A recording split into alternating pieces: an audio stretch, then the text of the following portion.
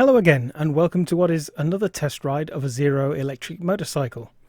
This time I'm riding Zero's 2020 FXS ZF 7.2 courtesy of Streetbike in Halesowen. However, this isn't the full powered version of the FXS, but the 11 kilowatt version, which officially makes it a learner legal motorcycle. But don't let that fool you.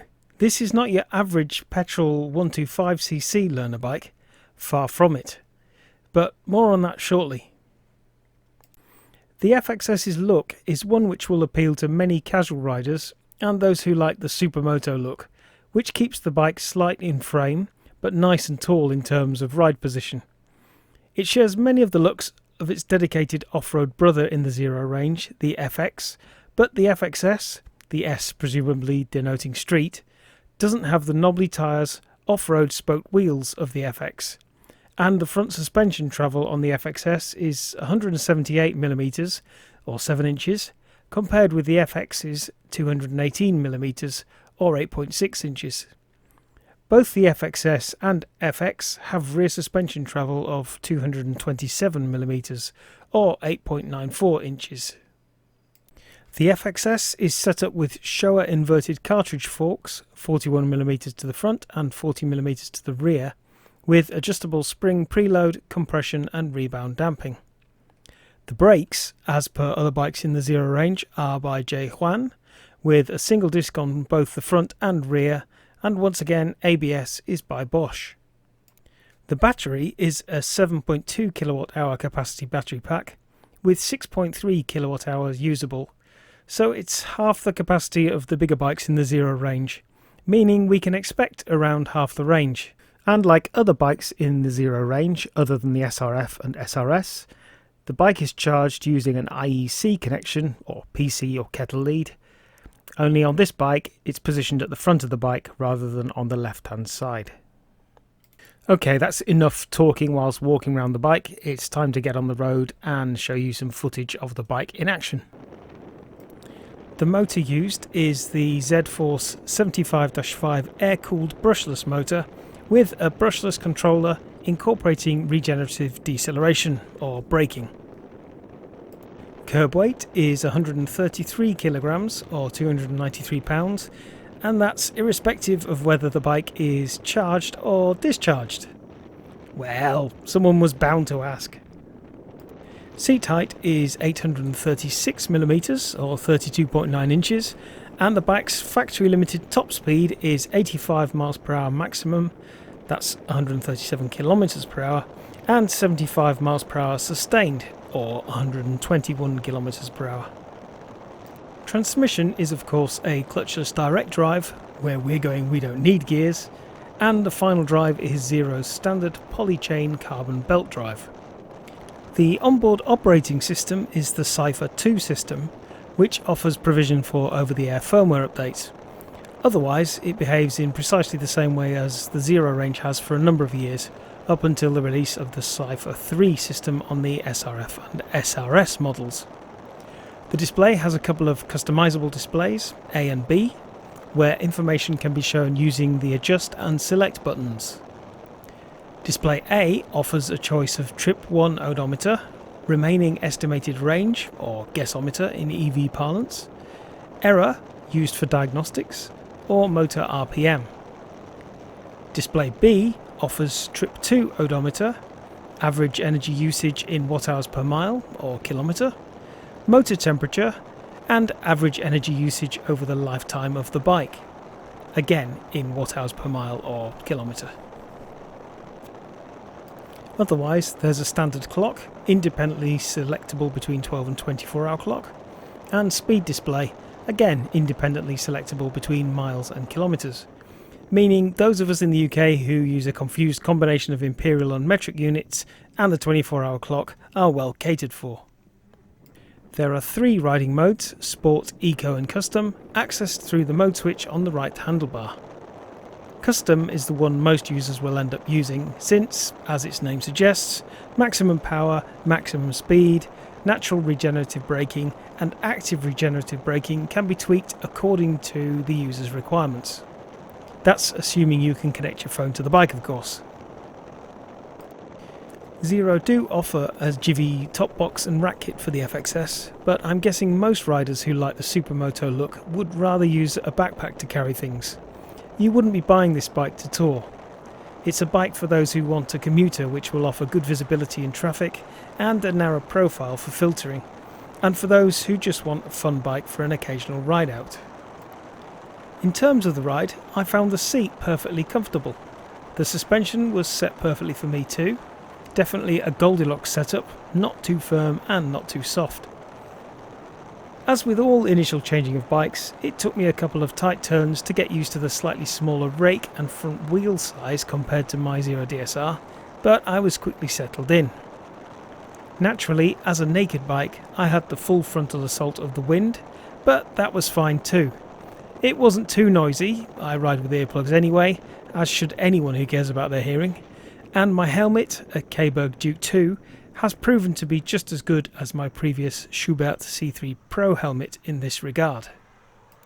Both brakes were good, although the regenerative braking gave quite a decent bit of motor braking before use of the front brake lever was required anyway. Likewise, the rear brake was perfectly fine for slow riding and stopping. Unlike the Zero SRF and SRS, but in common with the remainder of bikes in the Zero range, the bike does not have traction control, so it's worth spending time getting to know the power of the electric motor before you unleash your throttle hand if you're unfamiliar with riding electric. As with other bikes in the range, the battery warranty is 5 years, 2 longer than the bike itself, but as a fairly seasoned EV owner now, I can tell you that the long-held myths about failing batteries being the norm are far from accurate. Like an internal combustion engine, an electric vehicle battery will lose capacity over time, but the chemistry is different from the batteries used in your mobile phones or laptops and is designed for purpose. Add to that a built-in battery management system, or BMS, to maintain the battery's health, and the widely peddled myths of 10 years ago can be consigned to the dustbin of history. Things have moved on, folks. It's time the anti-EV crowd did. Regarding charging, although the 7.2 kWh bike battery is half the capacity of its bigger siblings in the Zero range, i.e. the 14.4 kWh battery bikes, its onboard charger is correspondingly reduced to 650 watts, so a full charge from a 240 volt domestic socket in the UK from 0 to 100% would still take just under 10 hours. The FXS has no charge tank option to increase the speed of onboard charging, or power tank to increase the bike's capacity and thereby increase range. It is possible, however, to buy external chargers. These are the quick chargers which connect to the bike's Anderson charging port. They're what I used with my Zero DSR before I had the charge tank fitted on my 2017 electric motorcycle journey from Land's End to John O'Groats and subsequently to Score at the top of Shetland. The quick chargers are rated at 1 kilowatt and cost £750 each. Quite a considerable drop in price from what they were 3 years ago when they were around a cool £1,200 each. The 1 kilowatt additional charge from a single quick charger will reduce charge time to around 4 hours. A second one can also be used and the charging time reduced to just under 2 hours. Depending on your usage patterns, the additional £1,300 to buy 2 external chargers may well make perfect sense. The bike was originally set up to allow hot swapping of 2 smaller batteries, and there is evidence of this in the inclusion of a locked removable rail. But in Europe at least, it was found that people were not using this facility at all, and so the bikes are now sold with the single fixed 7.2 kWh battery. It's a pity I couldn't connect to the bike using Bluetooth to take a look at the custom configuration, but I suspect there's just a firmware update required there to resolve that issue. The bike arrived with me in almost mint condition with only 85 miles on the odometer. I would have liked to have examined the custom mode settings and possibly tweaked them, but as I couldn't access the custom mode settings, I decided instead to stick with sports mode throughout the ride. As with previous test rides, I'm not looking to eke out mileage on these rides, but to ride the bike exactly how I would ride a petrol bike, and therefore be able to give a real-world view on range. Suffice it to say, if you wanted to ride further than the range I manage here, you could ride in eco mode and just drop your speed a little. My own Zero DSR will typically achieve 80 to 85 miles, ridden without any concern for range, but I can stretch that out to 100 miles relatively easily if I need to, and I have done so on several occasions. Now, many of you may be wondering what use a bike is which has a range of around 50 miles. Well, let's dig into that a little. Apologies in advance to viewers outside the UK and those sensible enough to have fully embraced metric, but these figures are going to chiefly relate to the UK, otherwise we'll be here all day blinded by numbers. According to the Department for Transport's 2019 National Travel Survey for England, released on the 5th of August 2020, in 2019 the average person made 580 trips by car and travelled in total an average of 5,009 miles throughout the year. That works out at an average journey length of a mere 8.6 miles. The average motorcyclist rode 3,272 miles, which was lower than the average of 4,100 annual motorcycle miles per year since 2002, but the average overall annual mileage has in any case fallen in recent years. Most significantly, almost exactly 95% of individual journeys made were up to 25 miles. We can therefore conclude that nearly everyone does a combined maximum of around 50 miles per day. Those who don't, the remaining 5%, are very much the outliers. So you can see where I'm going with this. If you're one of the vast overwhelming number of people who only do that kind of mileage and are considering a new motorbike for the purposes of commuting, you should give serious consideration to the FXS. If you don't yet ride a motorcycle but have given it some consideration, the FXS, in particular the 11 kilowatt version I'm riding here, may be your perfect solution. Why? Well, the 11 kilowatt corresponds to the sustained power available from the electric motor, but the actual peak power of the motor is 33 kilowatts or 44 horsepower. And it may surprise you to learn that the learner legal 11 kilowatt FXS, with the exception of a peak power RPM of 4400 instead of 4500, is absolutely identical to the standard version. So you could comfortably buy the 11 kilowatt version and retain it indefinitely after you've removed the L plates. If you didn't want to keep it indefinitely, there's almost certainly other learners, or indeed non-learners out there, who would bite your hand off when it came to selling it. Learner legal bikes are generally highly sought after. Electric ones are likely to be even more so. Streetbike did offer me the use of a 125cc petrol bike to remind me of the contrast in power with the FXS, but there was really no need. When I was learning to ride, I had a Honda CG 125 for a few months, and I remember the power delivery of 125 petrol motorcycles. Electric learner legal 11 kilowatt motorbikes are absolutely in a league of their own, and there would genuinely be no need to change the bike after you passed your test.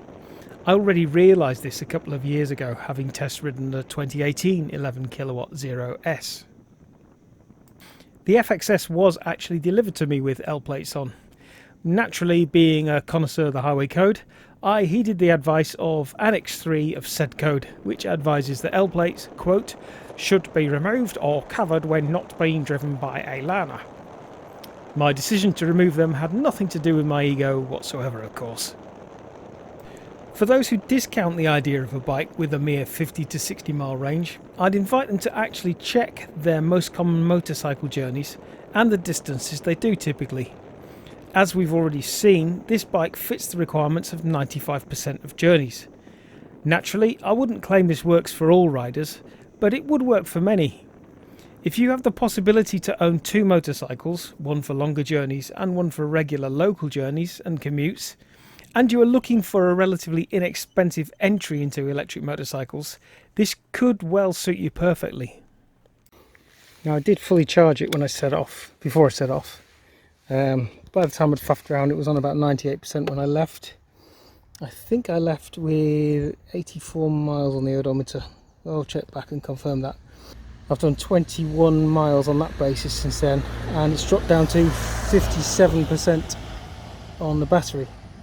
But I have been riding it in sport mode, and I haven't been shy. I've been treating it like a normal bike, which is what I want to do. That's kind of the point of this stuff.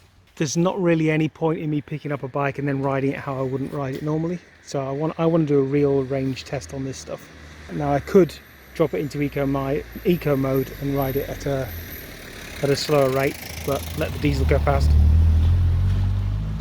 Noisy things.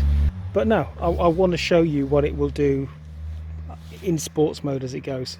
I am not riding it stupidly, I'm riding it according to speed limits, but it's a realistic, way of riding.